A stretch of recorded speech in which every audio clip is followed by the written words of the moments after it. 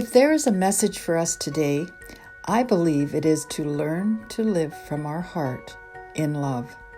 These short lessons, hopefully, will help to inspire you to live with purpose, love passionately, and inspire others. We are the change agent our world needs. I'm Helen Toews. Step into the river today with me to explore the mysteries of God. They are not hidden from us, but for us to discover. There we go. Tonight, we're sort of in this. I really appreciate the chat actually tonight, because I'm really hoping that some of the things that we have questions to, that we all do, right? That why things don't happen as quickly as we like in our lives, and just having questions on why we even still see illness of any kind at all. And anyway, I'm hoping that this quantum series has turned out to be a quantum series, and this is going to be quantum, the quantum theory of consciousness part 1, because I saw this saying. Albert Einstein said, "If you can't explain it simply, you don't understand it well enough." And I really like that, because personally, I would like my spiritual journey, my faith walk, to be so simple that I can explain it to a 5-year-old. And that's why last week when we talked about frequency, I really appreciate those of you who wrote and said, "Thank you, I'm beginning to understand better," because all of these words that we flip about, like frequency and consciousness, and we know that we're in a time of a shift, and I'm hoping, really hoping, that together we can go so simply have such a simple understanding of what it is, that it becomes our new normal, as it were. And last week we learned about frequency, right? We talked about frequency, and I'm not going to repeat it, but I'm going to review the part where I proposed to take a look at frequency, because we're used to seeing it on a scale, right? The scale, and I made a new thing here, where we see, beta, gamma, or sorry, what's the beginning? The delta, theta, alpha, beta, gamma list, as it were, of our frequencies. And last week I introduced 2 more that not all of us have explored before, and that was the epsilon, which is lower, and the lambda, that is higher. And these are all frequencies, and each level has a function of a brain wave. So when I introduced the epsilon and lambda, because science says that these two, though completely different in frequency, are and they're found at the lowest and the highest states of our brainwave function, that they will sometimes overlap. The lambda will overlap into the epsilon, and it becomes the place of all. And I wondered what it would look like, so I created it on a scale in a circle. And I showed you that I made a new model that actually looks a little bit better than the hand one that I did. And I put all of the brain waves onto a circle. So it's not a list, it's in a circle. And for me, it showed that instead of thinking linearly, when we bring the things together so that we see a high and a low, we would see the high and the low connecting, because that's sort of how it happens in our brain waves. When we saw that the delta, you can see it here, is asleep or healing at 0.5 to 4 hertz. We talked about all that. Can you hold it higher? Can you hold it a little bit higher? Thank you. A little higher? Better? Okay. How's that? That's great. Okay. And then the theta, which is creative intuition. So, how many of you go out of sleep and sometimes have a really creative thought or idea or intuition right during just coming out of sleep? That's your theta. The alpha stage is that relaxed, you're calm. It's the when you do your breathing and you just come down and you go, oh, this feels good. You're in alpha state.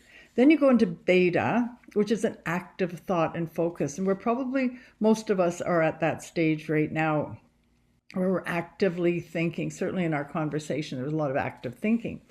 Then there's the gamma state, and it's a higher, heightened perception. And in that heightened perception, in that gamma state, is the time where there's ideas and understanding. And this gamma, there's also another level of this gamma, but I go in now to the lambda. The lambda is advanced consciousness. And in this advanced, you can see from the gamma waves that are really sort of busy, you go into the lambda and they are so busy that they are almost, that's just one after another. It would be like sort of in your consciousness. And then the epsilon, which is the lowest scale, is the transcendental state that we can be in.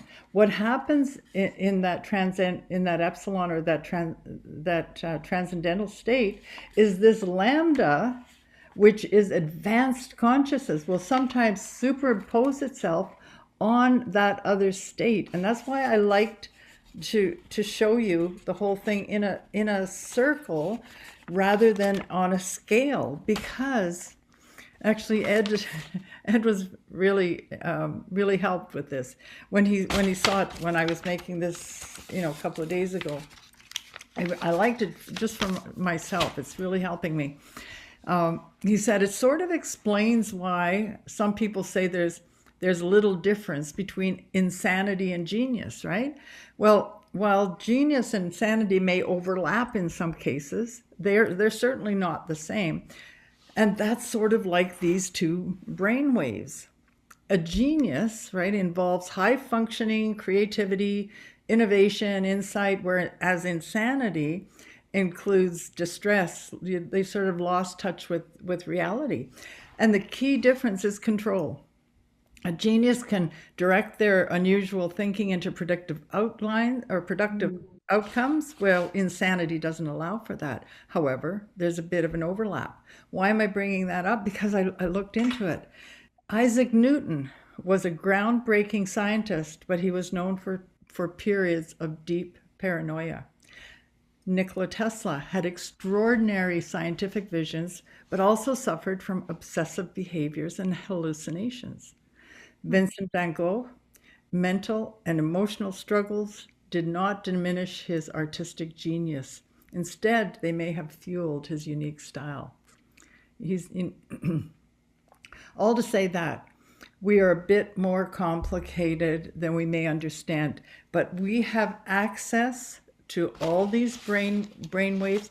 We are learning through meditation and contemplation and silence that these states of consciousness, these states of being that are part of us, are part of our self-regulation. We can do these, we can achieve these things and on demand. Actually, we can learn to do it, so we can come into those places of peace and advanced levels of consciousness. So what's the benefit of knowing that these brain waves have a name or a number attached to them? After all, we've lived for decades without knowing it. Well, I think it's relevant because it is the place of all.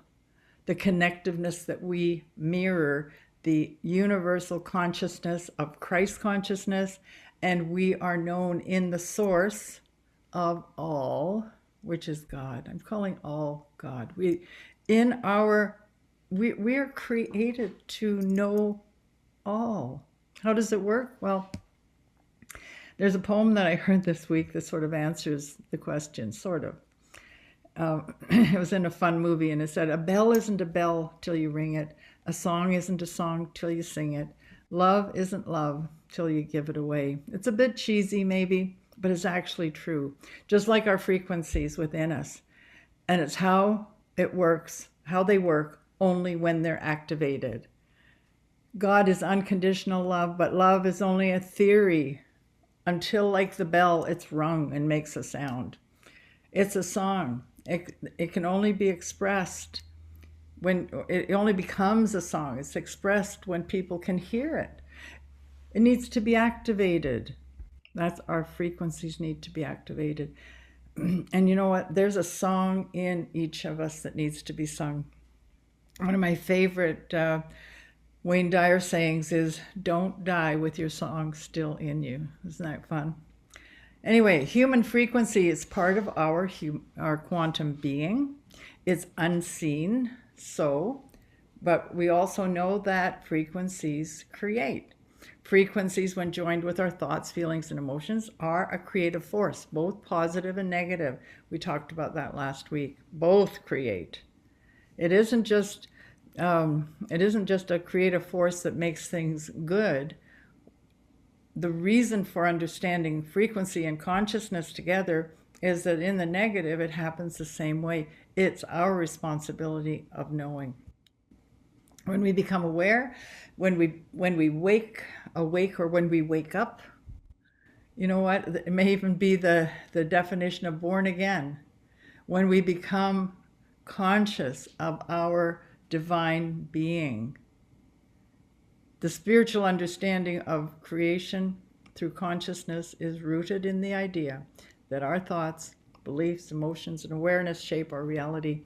And most spiritual beliefs have a beginning. Well, I haven't studied them all for sure, or experienced them all, but I have read a lot of ancient cultures, and almost every single one of them have some form of "in the beginning, God," whatever that name was. In the beginning, there was a breath that was conscious, a conscious act into all creation. And that includes the universe, the cosmos, the multiverse, all creatures, nature, and of course humans. And we know those thoughts are correct, as we understand is correct from our Bible as well.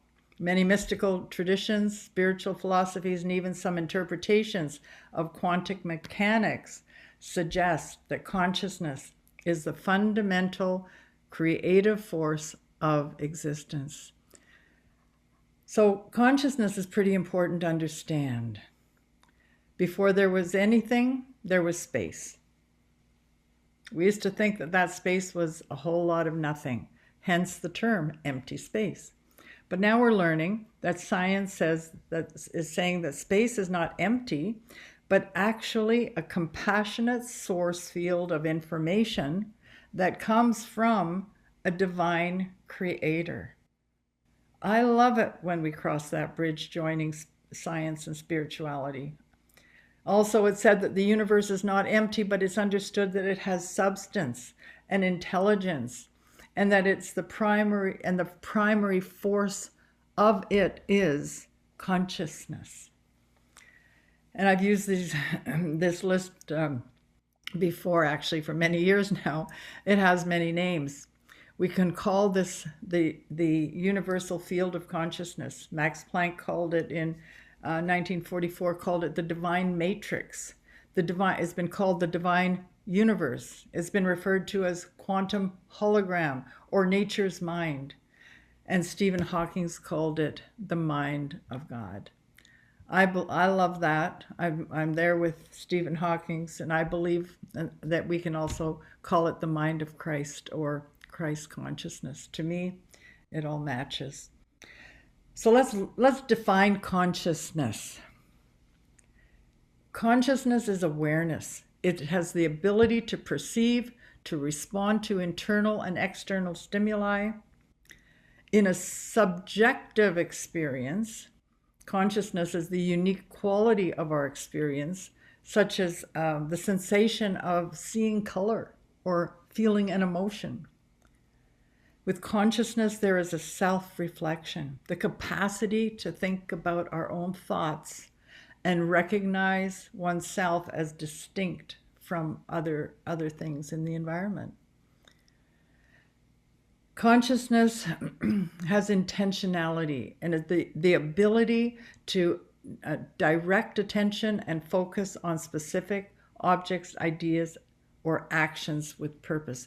And that's sort of important, because when we come into the place where we're not seeing things happen as quickly as we like, we have more questions than answers. Our consciousness has the ability to go after and understand these ideas or actions, because with our consciousness we can be directed with purpose, and that will bring us to more understanding. In a spiritual definition, consciousness is the fundamental essence of existence that transcends the mind, body, and it connects all beings. I love that. And true consciousness, absolute consciousness, is our oneness with God.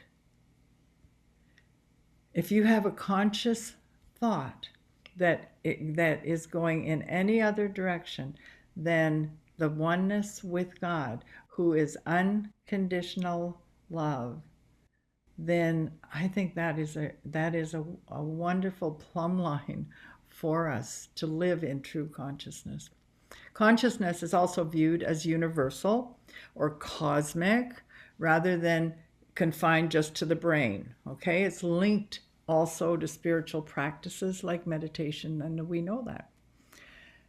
And these practices aim to expand our individual awareness and unite it with universal consciousness. Quantum consciousness and contemplative traditions are levels that are transcendent. They are above the three-dimensional processes, often realized in meditation and ascension times.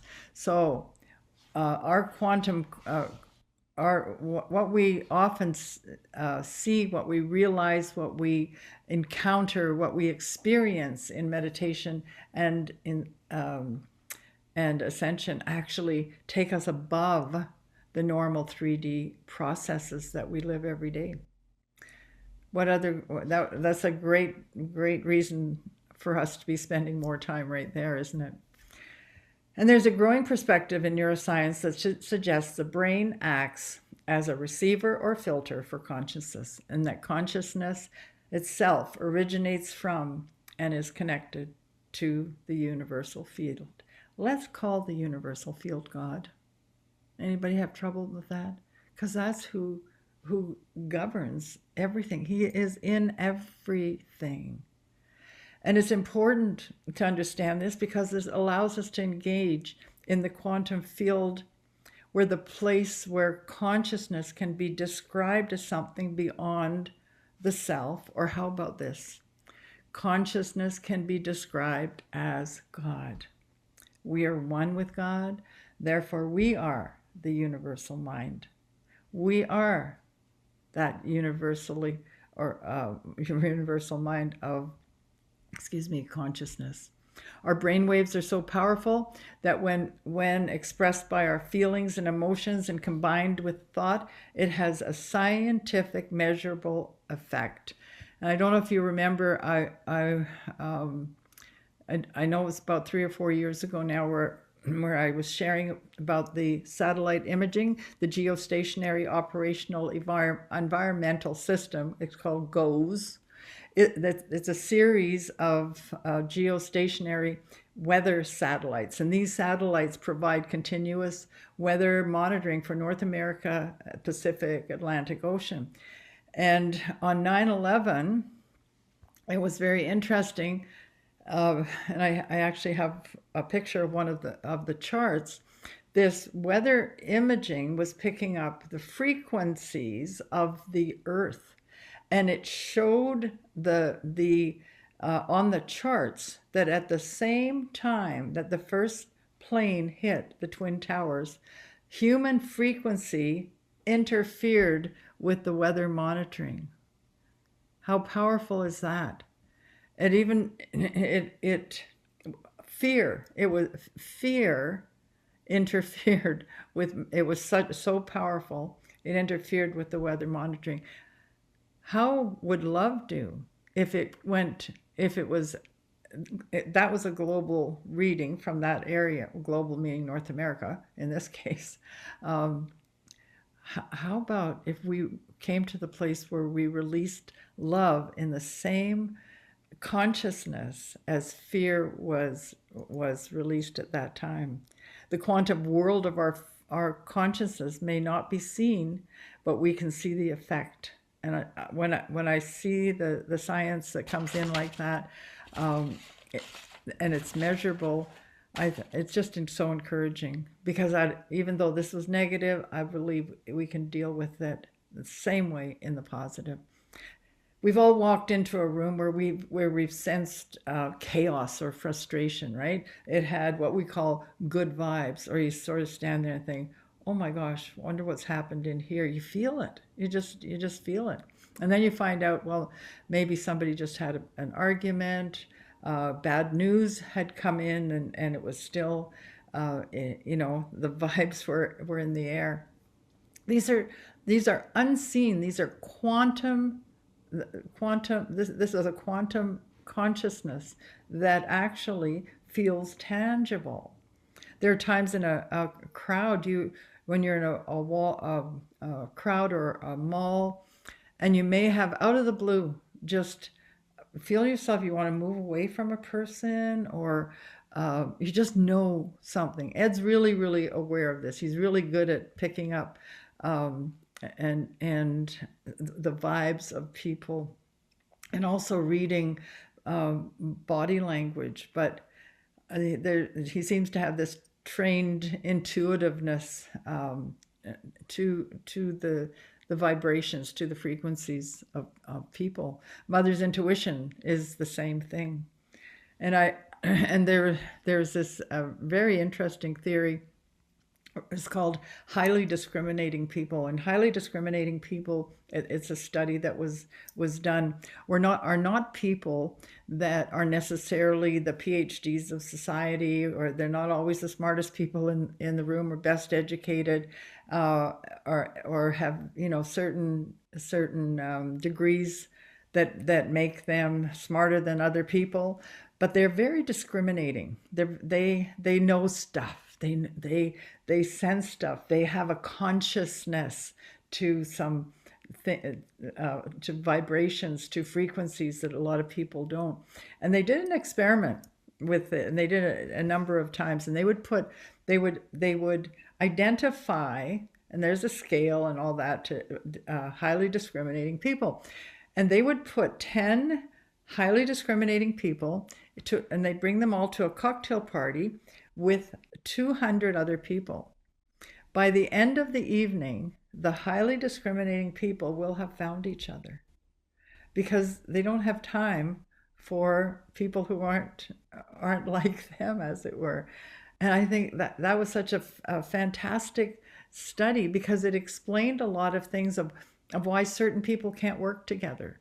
And it doesn't mean one is right and one is wrong, one's good and one's bad. It just means they don't match in their vibrational field.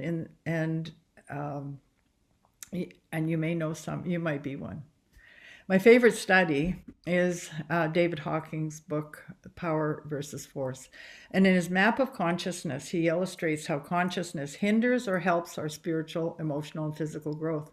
If you want to be healthy, you want to achieve higher levels of spiritual awareness, it's a great guideline, because every thought action creates vibrations through this field of quantum consciousness.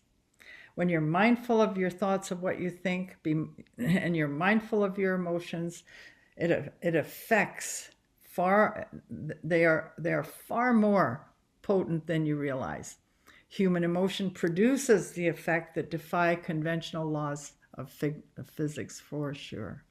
When we learn how to produce the feeling in our heart that agrees with the mind of God, we can experience healing in our bodies, and we can begin to effectively change our world. God can only respond in line with what leads to enlightenment or to oneness, because in him there is nothing missing, nothing broken in the mind of God. So I want to pull up the map of consciousness for a couple of minutes now. This is David Hawking's share. Okay. Can everybody see the top of that? It says map of consciousness. It's on your screen.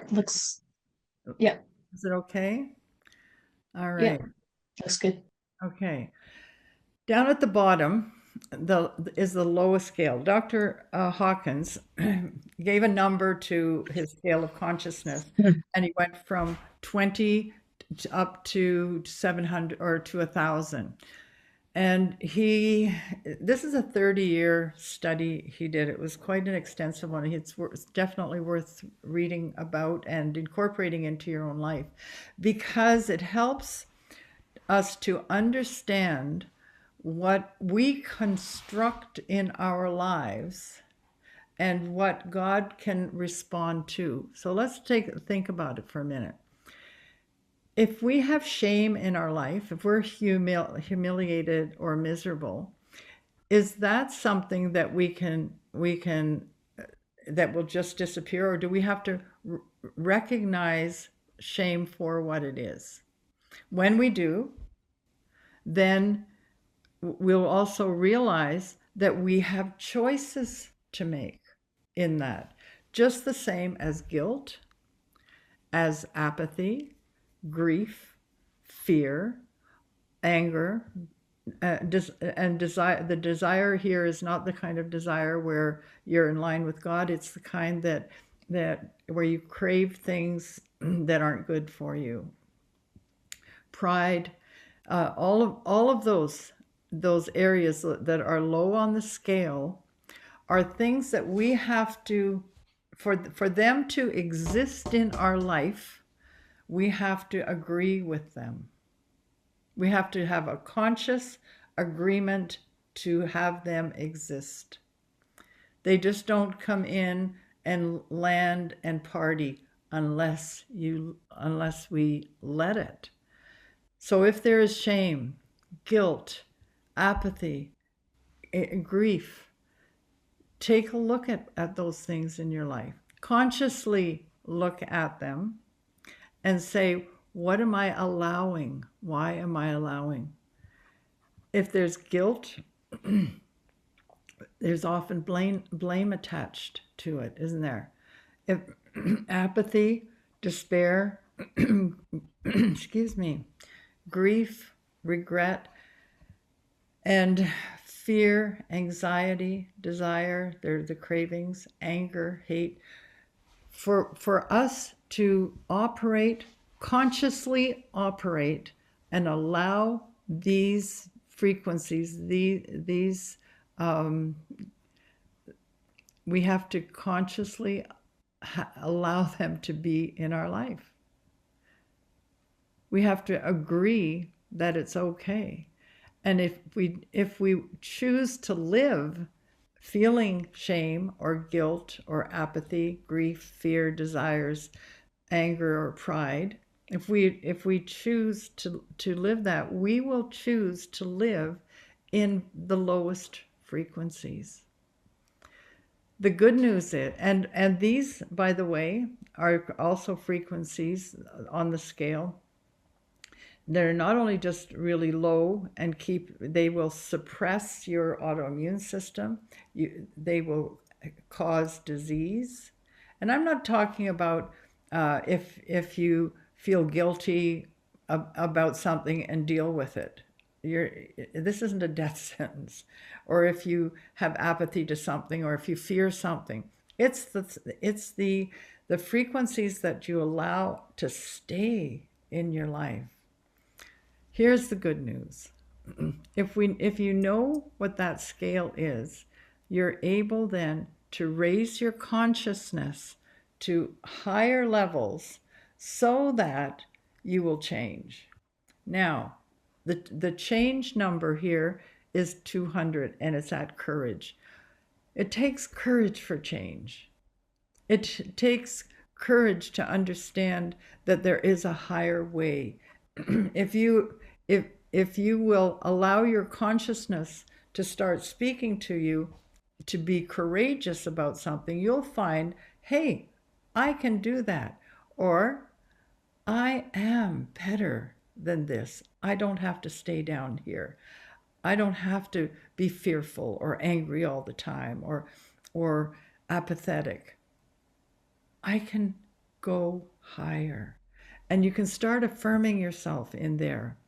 From there, there's other levels that he talks about in the book. When you come to neutrality, it isn't because you're neutral, bland, blah, best of the worst, worst of the best kind of thing. It's the place where you come, where you can actually begin to trust, where you think, yes, I have the courage now to trust that I will go up higher in my frequencies, and in my own being will actually change, because I trust that it will here. And where are you putting your trust? You're putting your trust in your higher self. I call it the sacred self. You go up this chart, the next is acceptance. And when you accept things, you realize you can step in to unconditional love. You can forgive not other people. You start forgiving yourself, and you don't judge, and you start living in harmony in life. When you have go up the next to reason, you have understanding. When you have understanding of things, they become more meaningful to you. When you move to the next into love, love has reverence. Love has love is that place, and I like using unconditional love, because love is that place where we don't put conditions on what other people have to do or be for us to care and have compassion. We can just have compassion, just care, regardless of the situation or the person.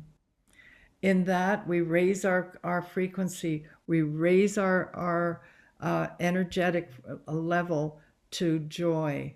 And in joy, joy feels so amazing, because it's almost like you arrive somewhere, because there's so many emotions and feelings that come together. And even when the joy is sort of like a party, it brings that amalgamation of love and peace and understanding all together. And I think it propels into the next level, which is peace. And peace on this scale is the bliss. It comes into that amazing, amazing place of knowing. And then the top of the scale in Dr. Hawkins' study is called enlightenment. And enlightenment is that place where you know, because you know, because you know. It's that place of being, of understanding the things you don't see, that the quantum comes alive, and your consciousness is in oneness. And when you say, I am, you understand, and you know it, and you mean it. And when you live in it, it is sort of the ultimate high. And it's not the kind of high where where there's alcohol or drugs or whatever. It's the kind of high that really doesn't have words that can explain it. When I read books about the masters of the Far East, or people that have reached that enlightenment, it seems like all of the higher frequencies all roll into one. I'd love to say I am an enlightened soul. What I do know is it's on my trajectory, and I know that we can come to these places, and I know that we can experience them. When you see a chart like this, for me, it's so helpful because the lower scales of it that keep you actually in strongholds, they keep you imprisoned. The pride and anger and fear and grief, guilt, shame, all of these things, they imprison you.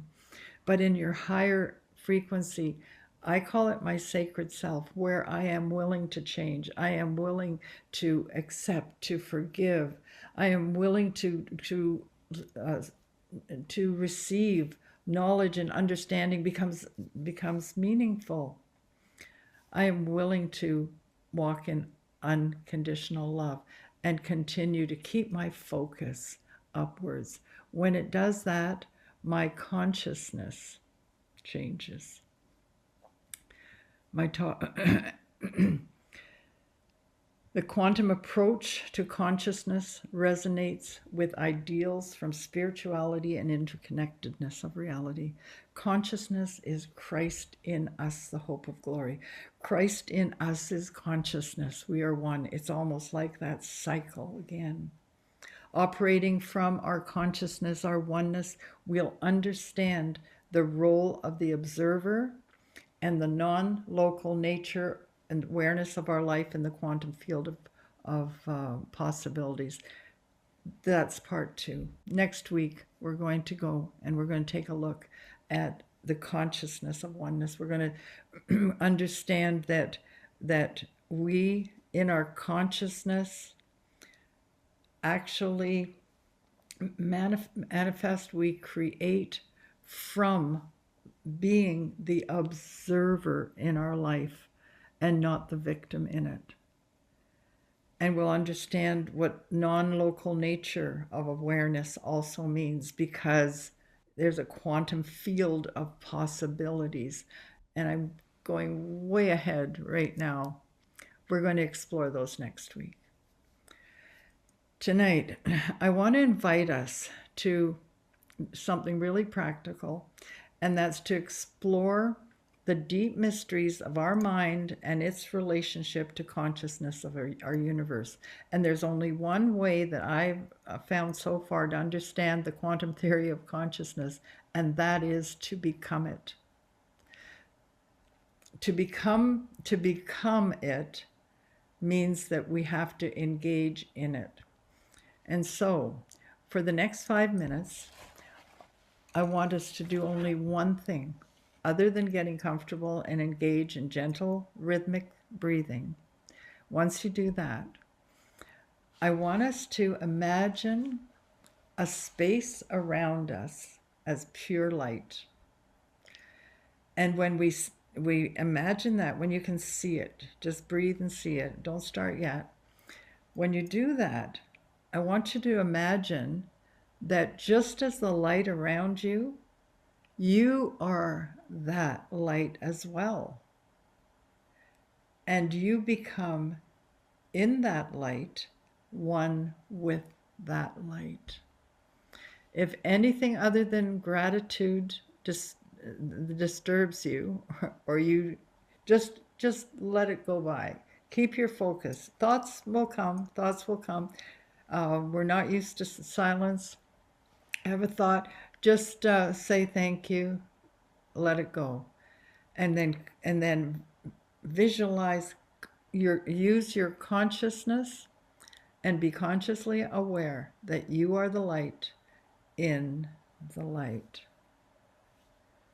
We're going to breathe quietly, and then I'm going to actually put on some music. We tested it out for now. Does anybody have any questions? I'm going to stop the share. Come back in here. I'm going to come back into the room. Oh, sorry. It's a good thing I came back in the room because the battery's not showing. I'll be right back.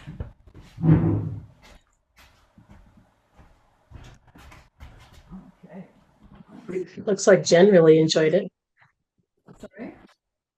Is Jen there? Yeah, we love the map of consciousness. Oh my gosh. Love it. Mm. All right. How am I going to get us back into the room? Pushing all these little buttons that are familiar, but there we go. No. Okay. Okay. All right. So, this is a Jen's so cute. This is a meditation that is completely. It's just 5 minutes, guys. Just set yourself in the light and visualize the light, and then see yourself as that same light. That's your only instruction.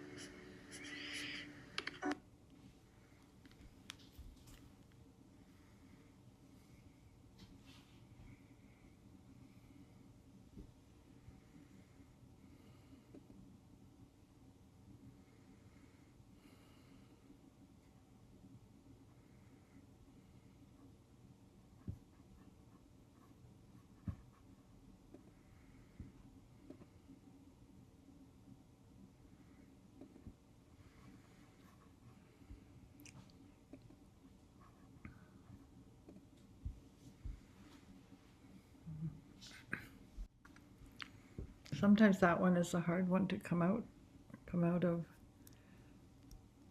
Was it distracting with the music? I wanted to share that one uh, with consciousness because when I started,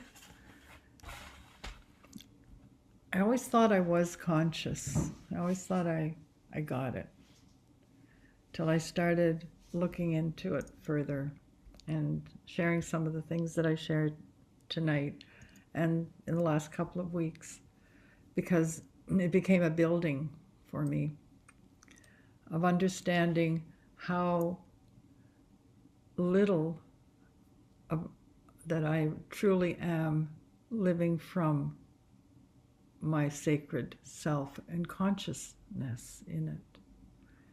And so when I take it apart like we did tonight a little bit and looked at charts and that, it for me it helps me to get a grid, to get some kind of understanding that starts to make sense. But this particular meditation where, and I do it quite often. When I started, it became, for a while, it was the only thing I did, was to step into the light. I am the way, the truth, the light. And then realized I am the light. When that scripture started becoming my reality, I realized that I needed to now experience it. So when I started to just stay like we did tonight, step into the light and be the light, there was no beginning or end for me, and there was no beginning or end for the light. And when I first started to do it, I actually got scared a few times because I felt like maybe I can't come back. That is how deeply I became, because I didn't do it just for 5 minutes. And I don't mean that to be little. I think it's good for whatever time to do it. But sitting in it for a long period of time, I started realizing that this might be a portal, this might be a doorway to understanding more. And sometimes I feel like it's I don't know if there's any trekkers out here that watch Star Trek, but they go into the translate or the transporter room, and you see them all pixelate and they disappear and they show up somewhere else. And when I set myself to this level of peace and this level of nothing, just light, and be the light, I realize it could very well be exactly that. And sometimes I feel it, and when I feel it, sometimes I'll pull myself back. And I'm just learning it's a safe place and allowing it to go. So I'm just sharing that I haven't arrived in everything yet, but I feel like this is a part of my personal exploring into a greater understanding and living in the one who is the divine consciousness. So I leave that with you.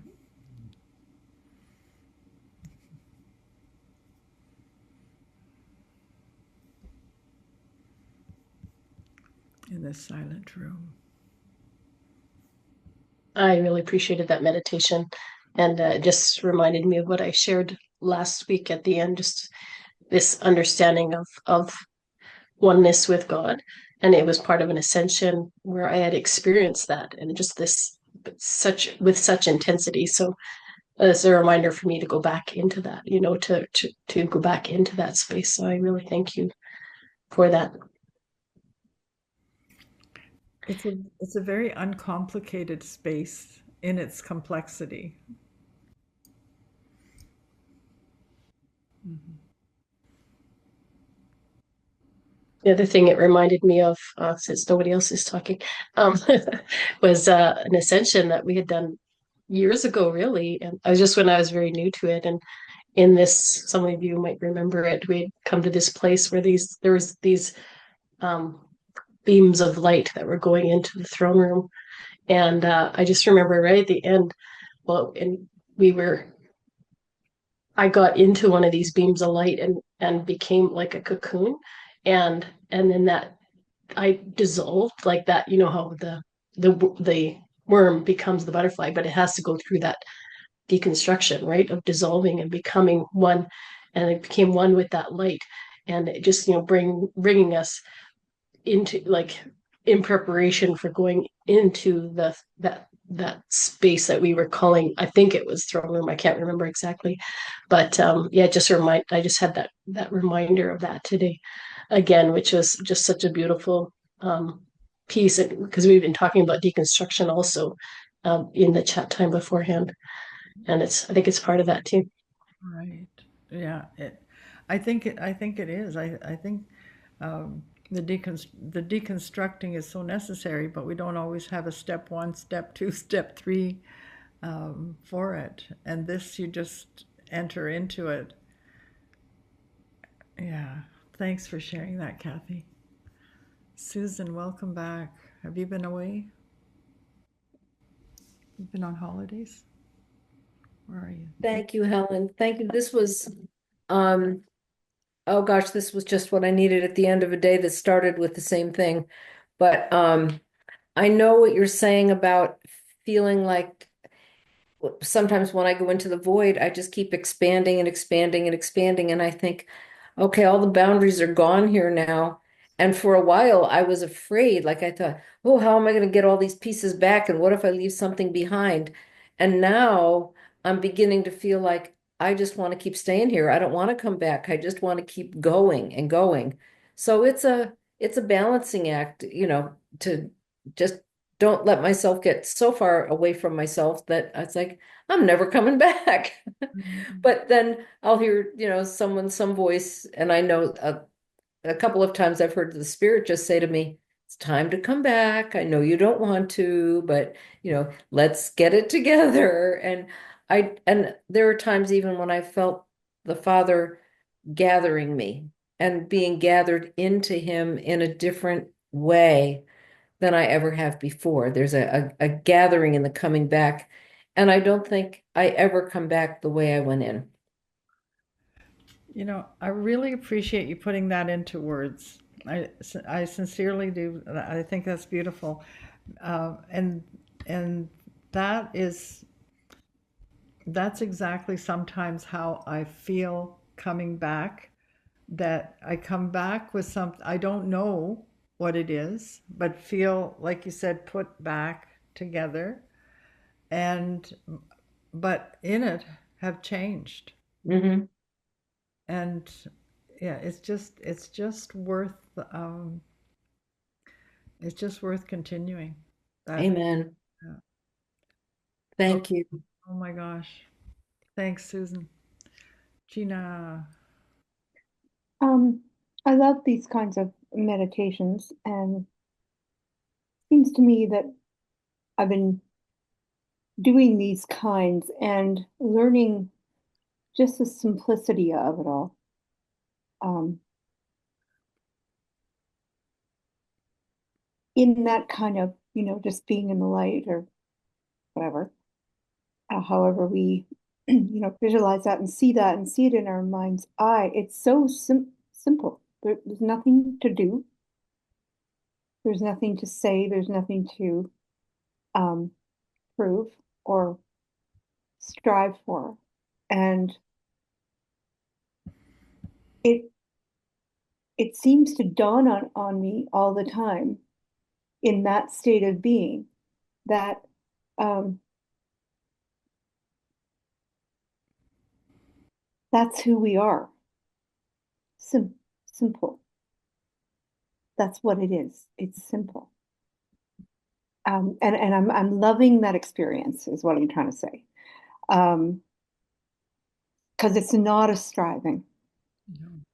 And within us, there is no striving in our real Mhm. sacred selves. Mhm. Mhm. Things are there. Right. Right. Um, and so when they come, great. If they don't, great. You know, it's just this beautiful time of being still. And it doesn't matter about knowing. Mhm. Um, and it's not about me knowing. It's not my gig. So I'm sort of loving the simplicity of that and just sitting in that and practicing my higher self instead of my other self. So for me, it's a nice little breath. Yeah, we all, yeah, it's true. It's true. It's all of that. It's all of that. It's putting us, it's like everything coming together and having no words to describe it at all. I like this, Jen, Elizabeth, and Todd. Yeah. That's so Oh cool. my gosh. I'm just swimming. While you were sharing, I just felt a wave and I was like, oh, wow. And then stepping in, like just, expanding in the light. I love what everybody shared. Kathy, what you were sharing reminded me, I have a book that I have not read.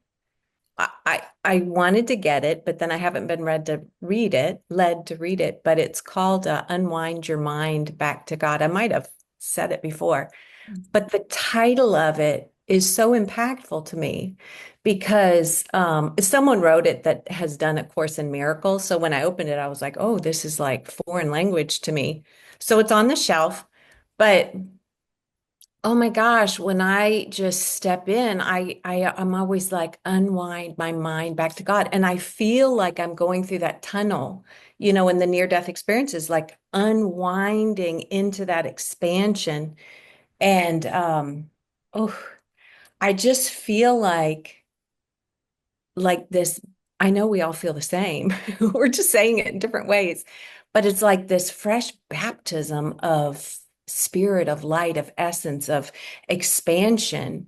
And it's like all of the realms of our being, they just and I think things come loose, it's like with just this freshness of, and also us all doing it together is very impactful too.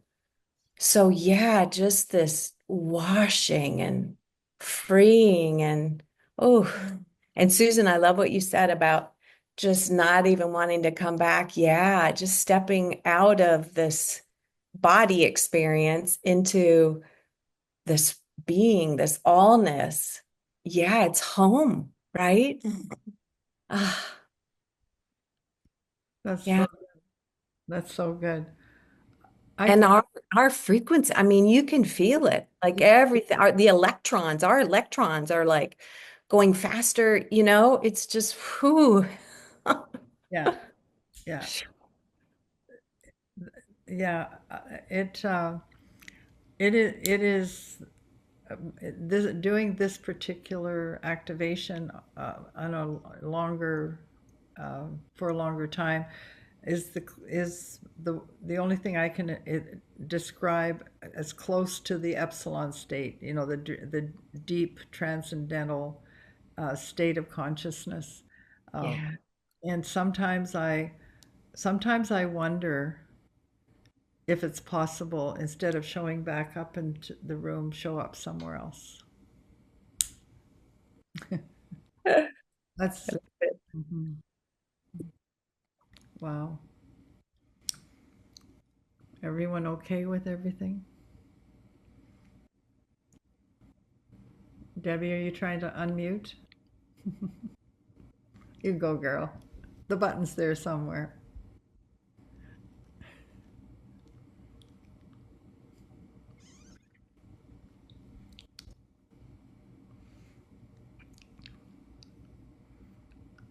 You see, if we could just show up in Debbie's room, this wouldn't be a problem at all. So, Helen, Eddie? I just think that I would like to share about uh, something that I had to go to a doctor's office last week, and I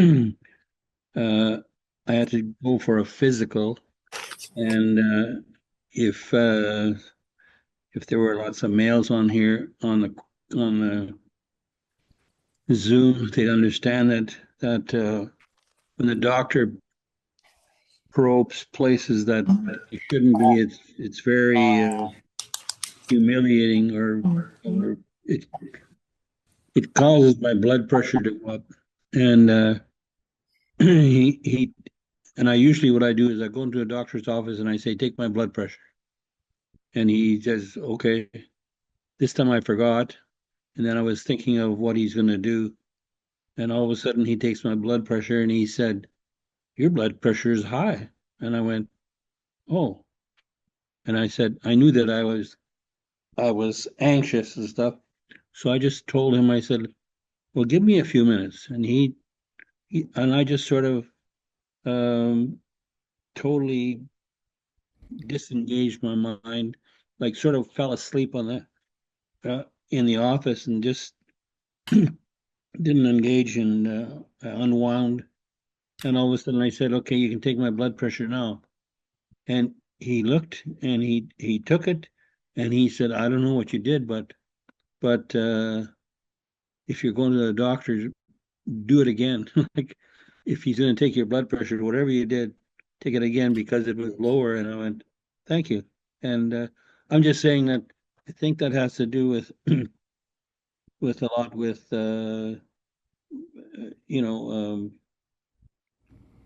whatever.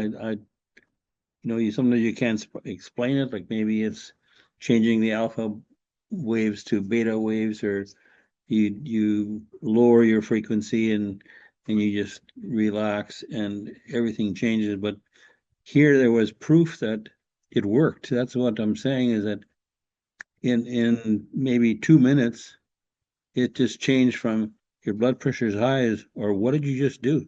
And I went, thank you. Yeah.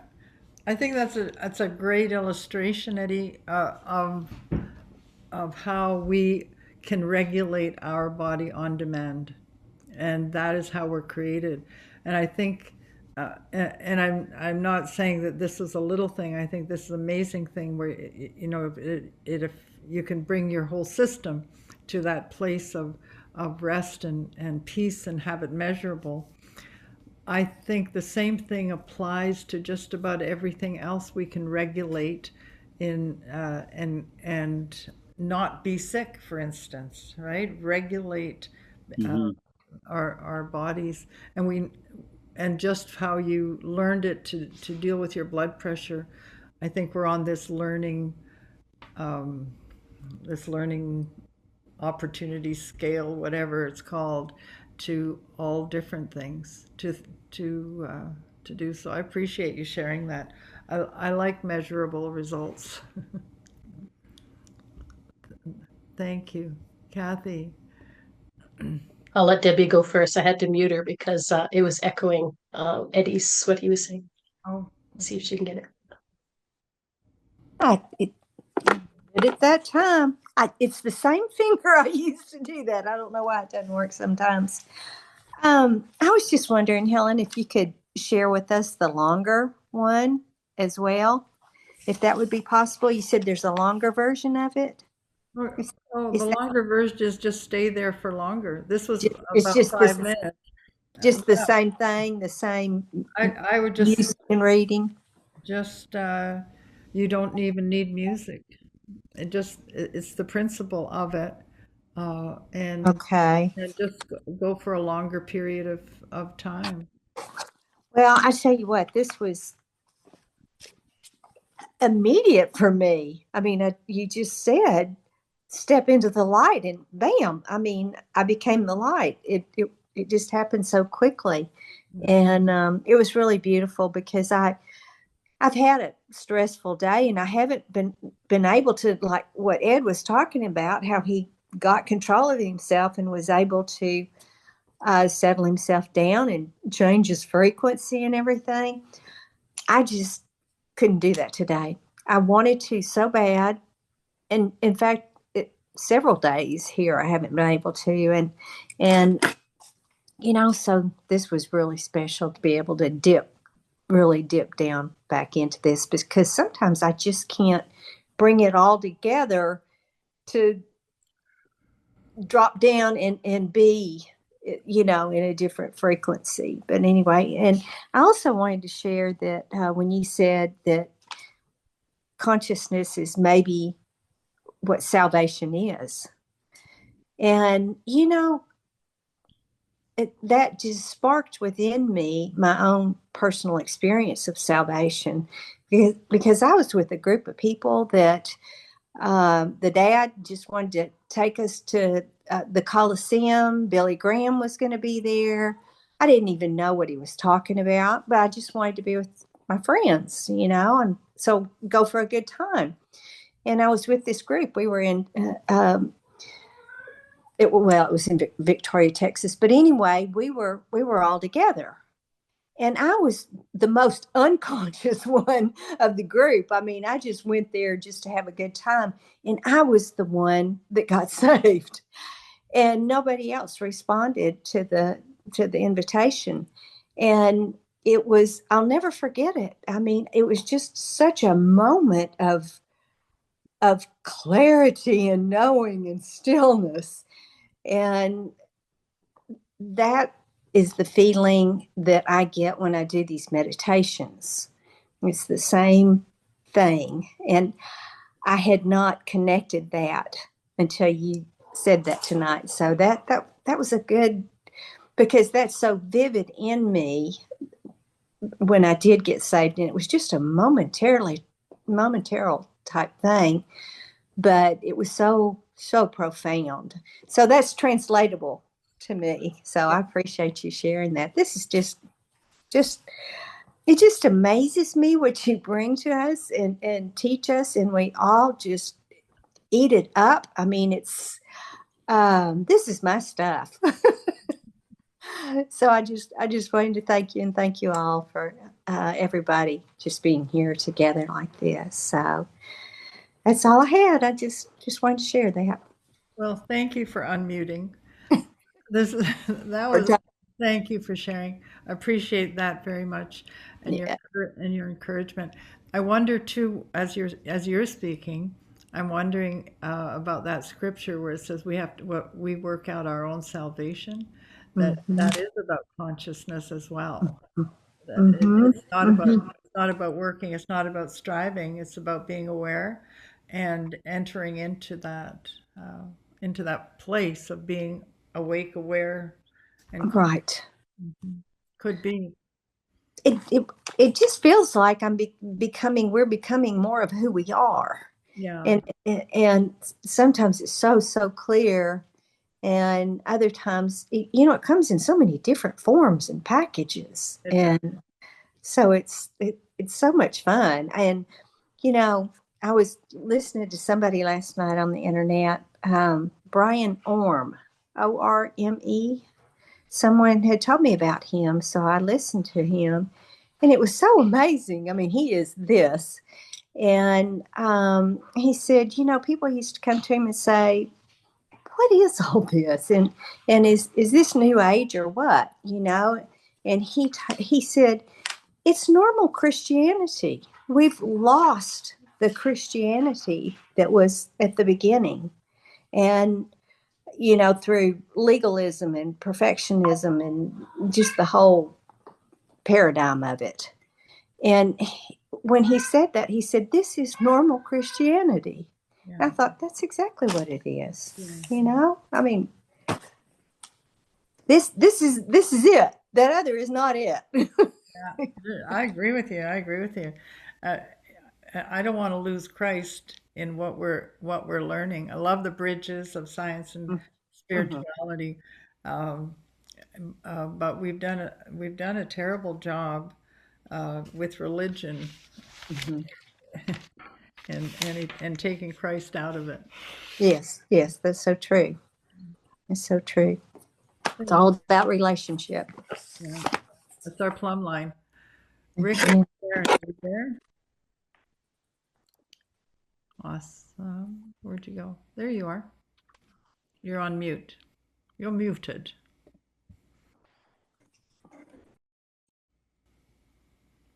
Oh, there we go. Hi. So that was really interesting and fun.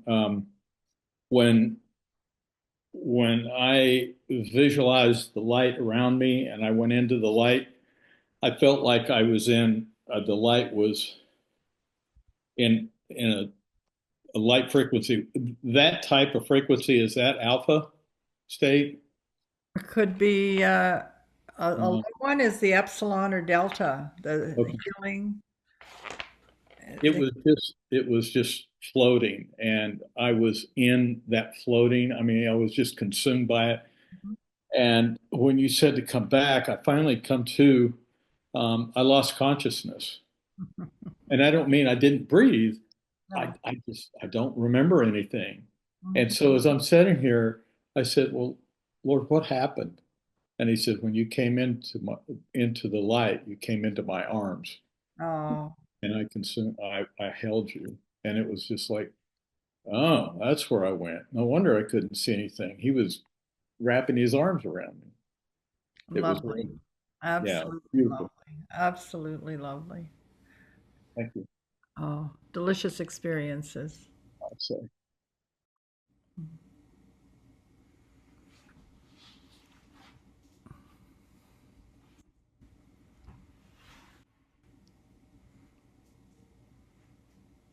I'm just looking at all your lovely faces. Are you good for tonight? Are you, yeah.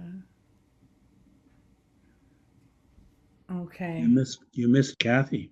I miss Kathy. Where is Yeah. she? Did she leave? Oh, Oh, I she, know I'm There here. you are. Yeah, Okay. yeah. It's not a big deal. It was just sort of in connection with what Eddie was saying that my son had gone for biofeedback training and they you actually put electrodes on his head so that he could control the computer with his brainwaves and that it would only operate when he was in a certain frequency, like the video or the game or whatever. And even like they had little sailboats, and if he was in whatever frequency he was in, would that sailboat would be moving, and then trying to he could work it so that that one frequency made that one boat go win, right, which was the goal. So just to learning how to focus, and it was just really cool. But it'd be awesome if there was like that epsilon and lambda one, like Yeah. maybe it'd be interesting to see the response while Yeah. we were doing this meditation, what frequency, if they could measure that, that would be super cool. So anyways, just a little something. Wow. That's I would love to see that. I love I believe it happens. I just like to see when it does. Oh my golly. Okay. Eddie, we're going to be holding you in our hearts in the morning Yeah. as you go in for that surgery. I just see you going into the light and Jesus wrapping his arms around you. And that's all you know, just being held. Yeah. Amen. thank you. What time is your surgery? 8 o'clock. 8 o'clock. Yeah. That's why we're ending a little early tonight so we can have uh, just have a really good rest and start the day tomorrow. Thank you for being here with us. And I feel when in these last few weeks, I've really been holding you guys differently and more. I, it's all good, by the way. And I'm hoping that this is a portal and then I'll just show up sometime. I'm hoping you'll do the same. You can always come for tea. I'm looking forward to that happening. And I just feel that for the last 4 or 5 years now, we've ended with the Aaronic blessing, and it has served its time. And I feel that in this next season, I want to bless you with another. And these are the words. May you be blessed beyond your wildest dreams. May you feel God's love every moment. May you be surprised by joy. Live from peace in your heart always. Live with purpose, love passionately, and inspire others. That's our tagline. I love you guys. Thank you for tonight. We'll report in, and we'll see you next week, of course.